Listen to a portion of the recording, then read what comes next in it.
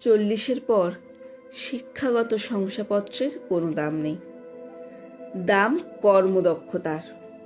50-এর পর সৌন্দর্যের দাম নেই, যতই সাজুগুজু করা হোক না কেন চোখের কোণে কালি পড়বেই আর গাল ভাঙবেই।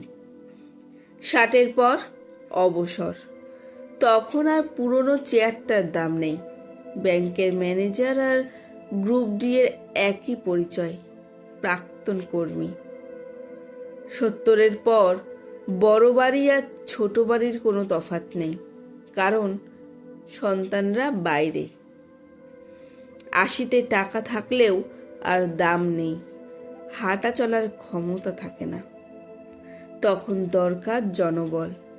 90-এর পর বিছানায় পড়ে থাকা, তখন ঘুমানো আর জেগে থাকার কোনো তফাৎ নেই।